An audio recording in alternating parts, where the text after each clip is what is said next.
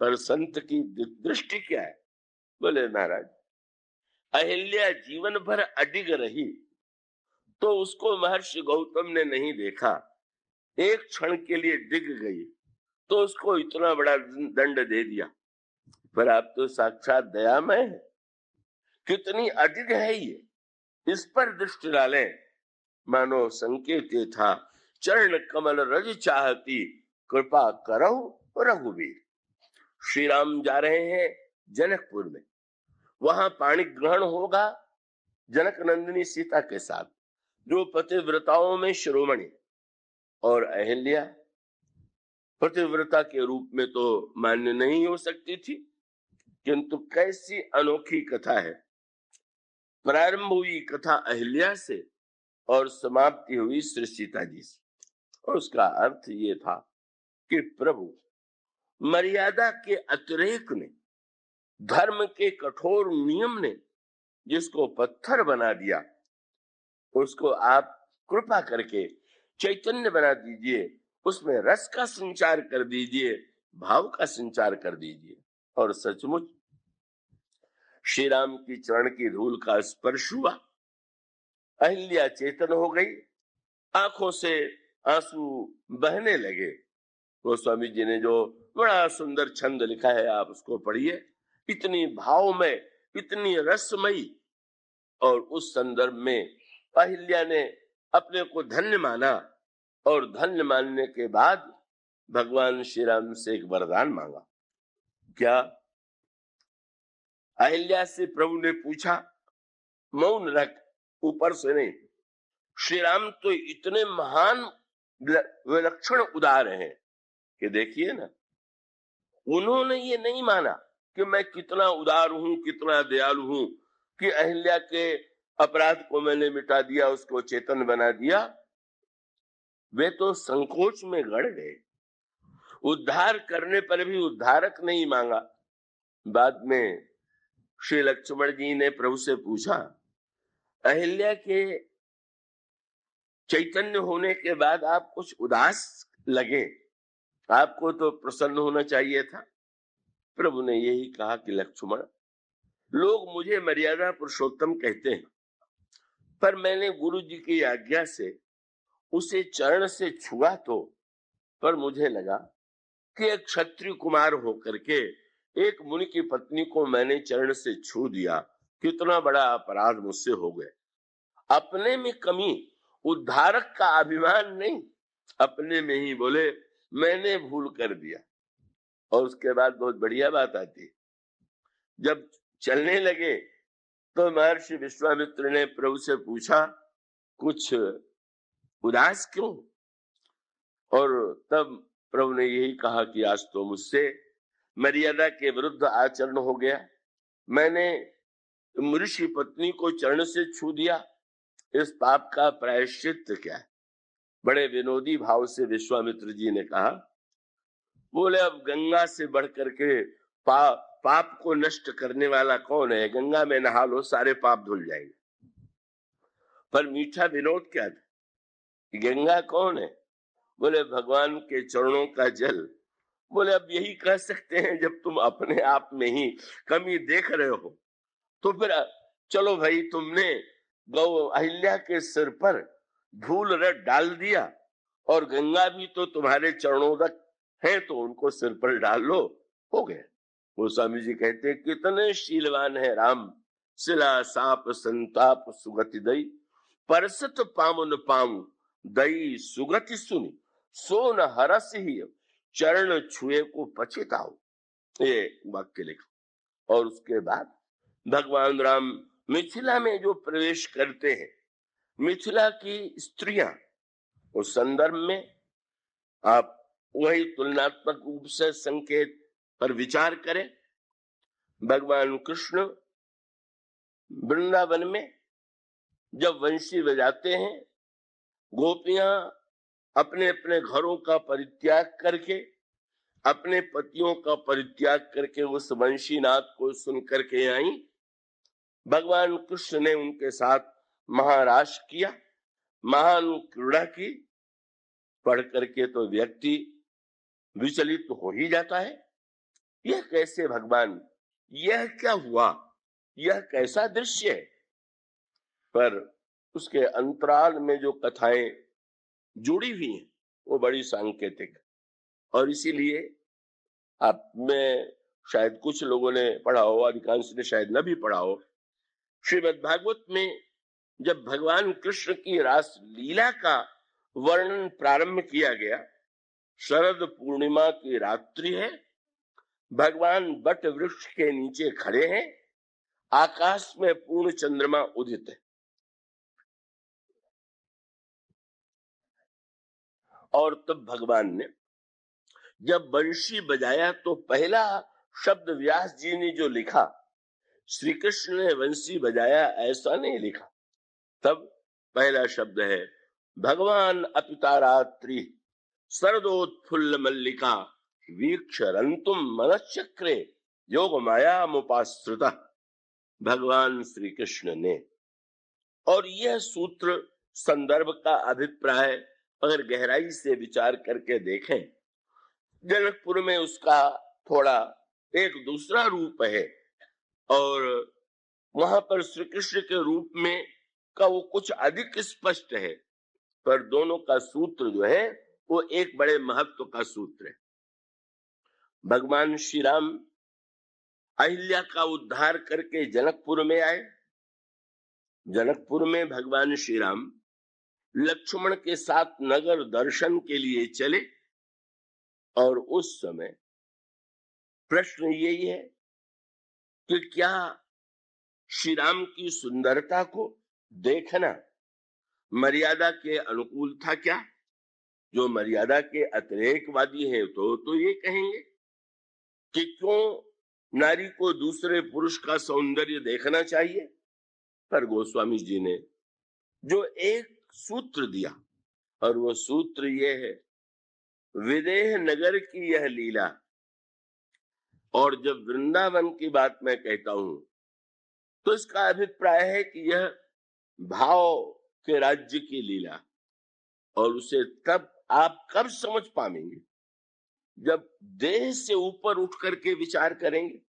और याद रखिए, सर्वत्र जूता पहनिए पैर में, छड़ी लेकर के चलिए, बड़ा उपयोगी है।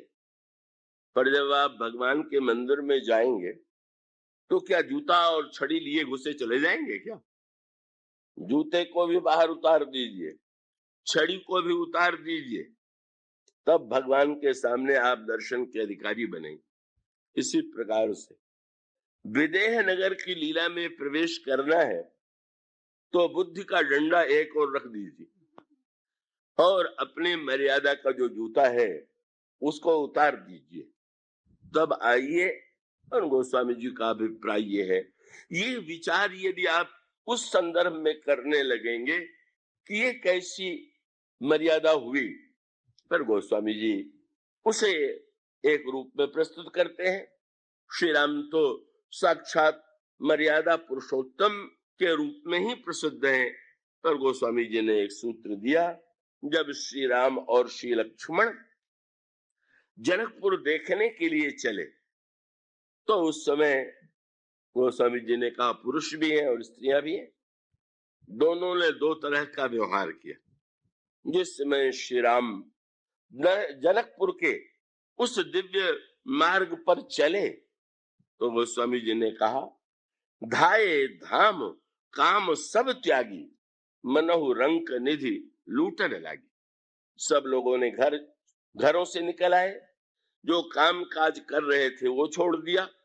वहां पर भी संदर्भ एक है, जब श्री कृष्ण ने वंशी बजाई तो जो गोपी जो कार्य कर रही थी उसको उसने उसी समय छोड़ दिया, और सब की सब जो है वो दौड़ पड़े।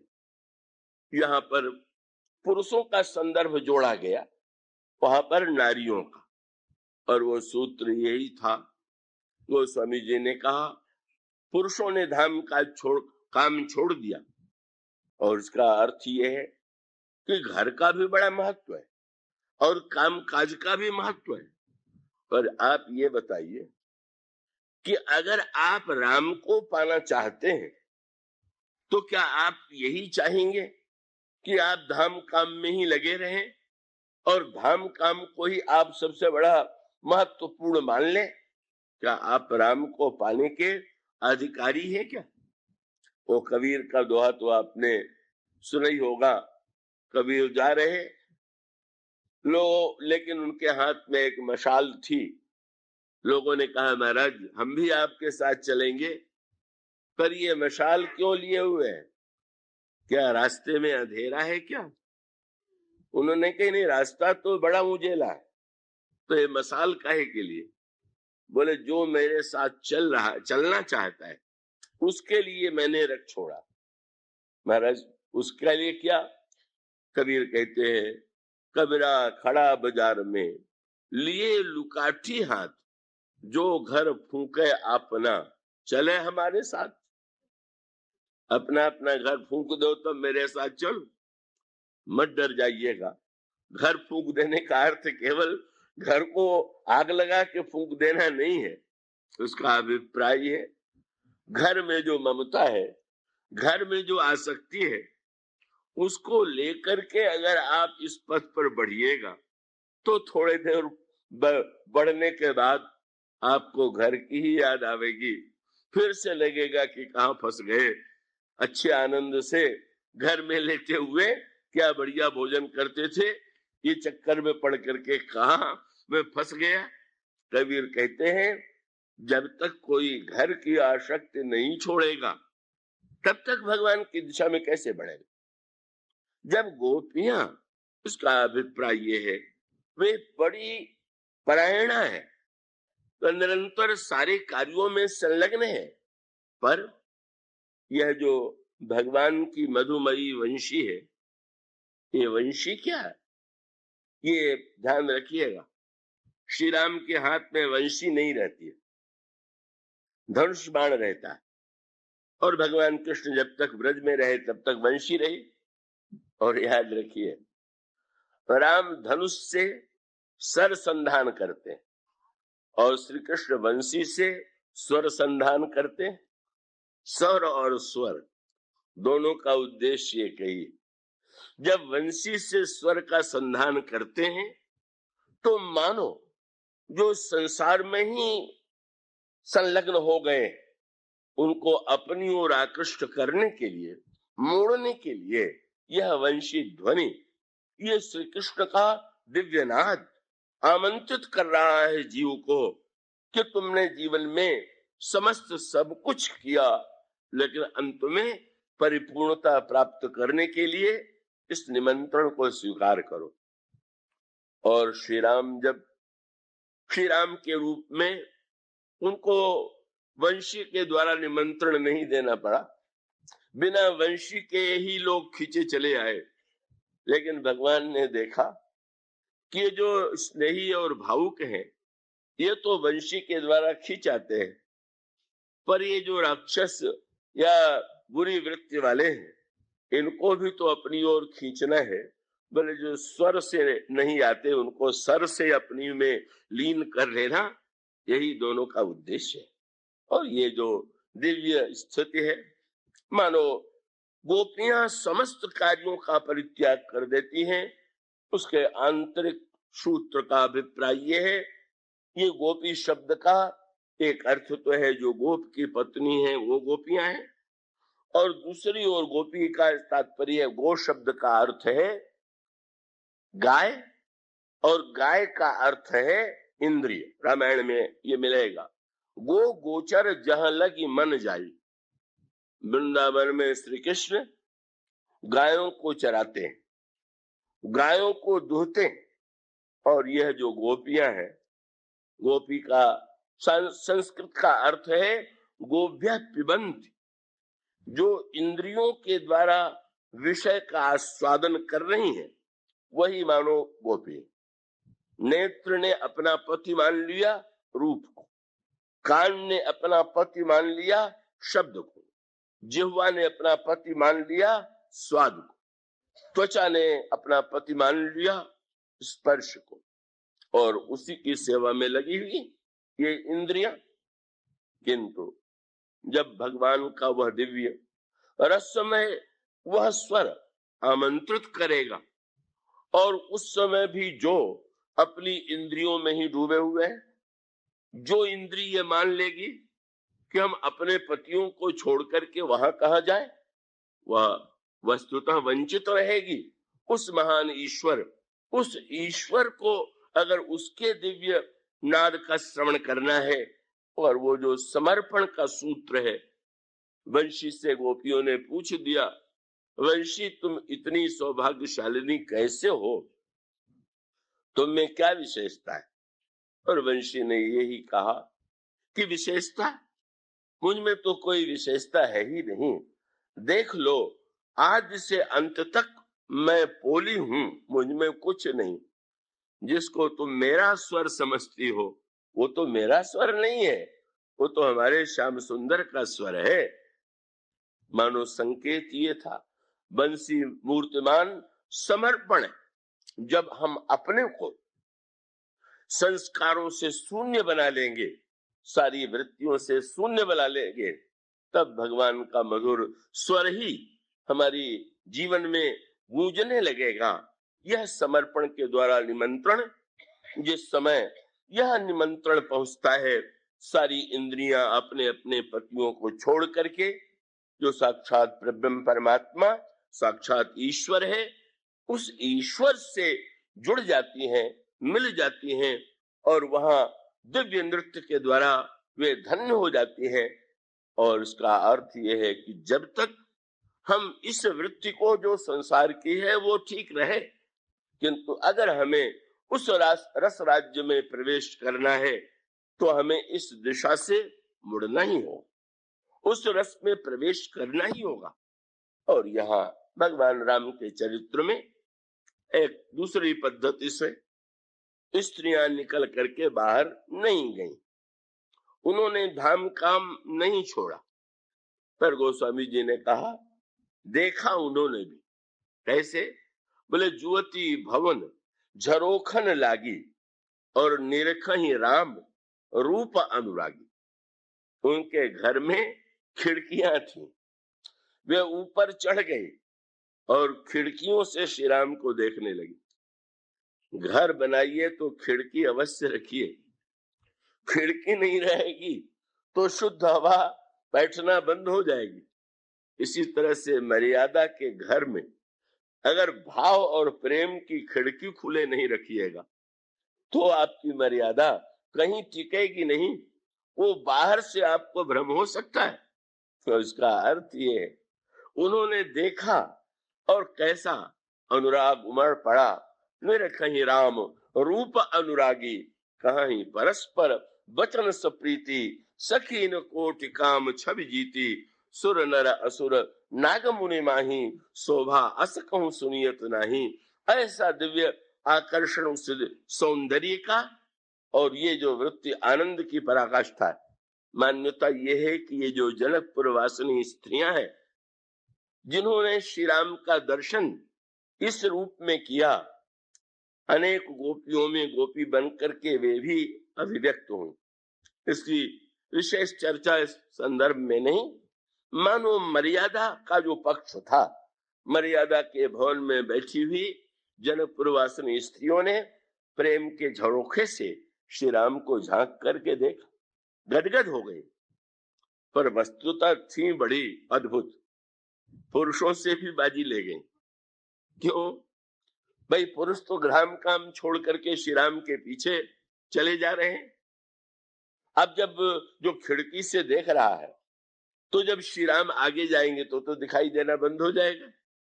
पर याद रखिएगा, एक बार देखने के बाद सचमुच अगर किसी ने देख लिया, राधा रानी से सखियों ने कहा शाम हो गई है, कृष्ण लौट रहे होंगे गाय चरा करके, चलिए मार्ग में खड़े होकर के उनका दर्शन तो कर ले। पूछ दिया श्री राधा रानी ने, ये कौन कृष्ण है, किनका दर्शन करने के लिए कह रही हो?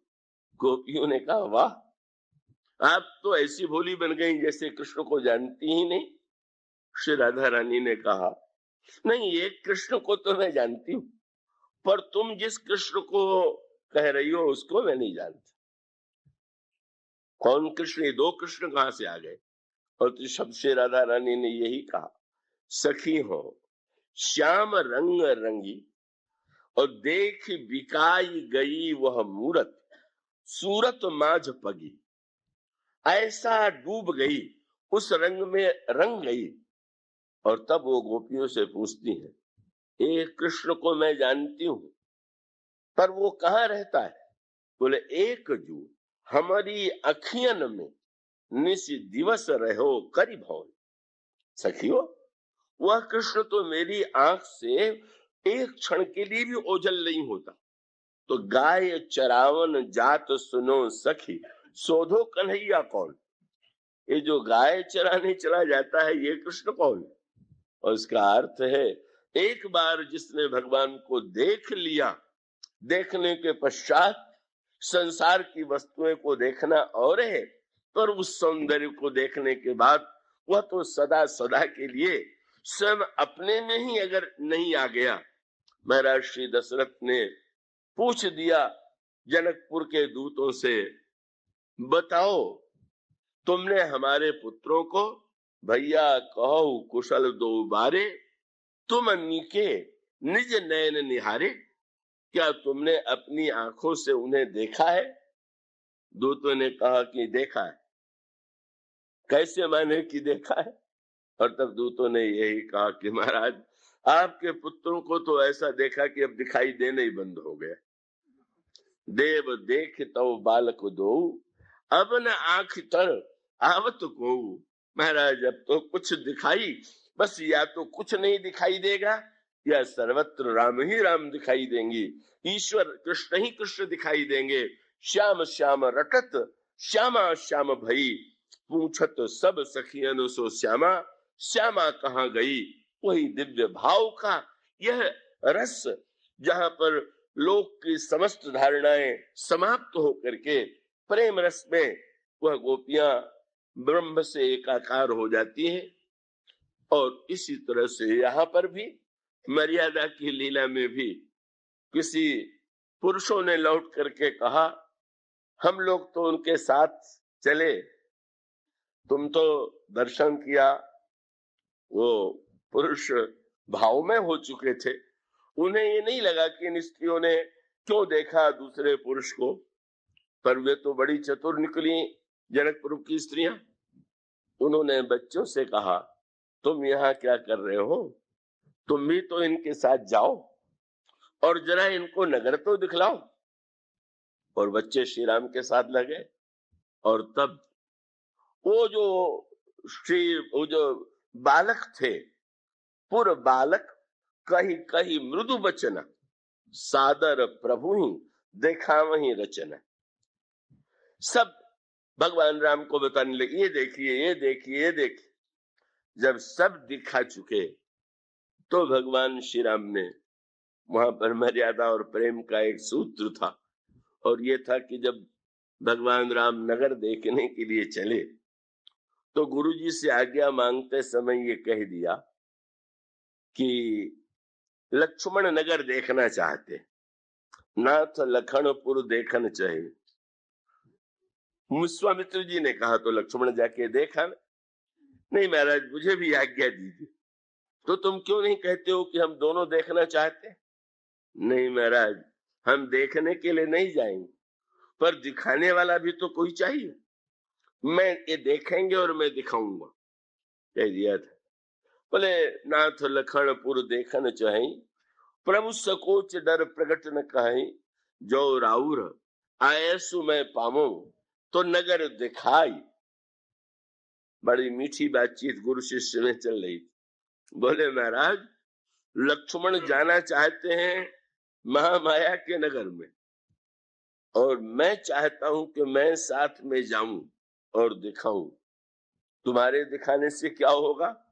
उन्होंने यही कहा, नगर दिखाई तुरंत ले आओ, बस मैं तुरंत ले आऊंगा। अकेले जाएगा तो पता नहीं कब लौट। क्यों? प्रभु ने कहा, ये संसार के अनगिनत जीव माया नगर को देखने ऐसे गए कि लौट के आए ही नहीं। इसलिए मैं चाहता हूं कि लक्ष्मण मेरे साथ आवे, मैं तुरंत आऊंगा।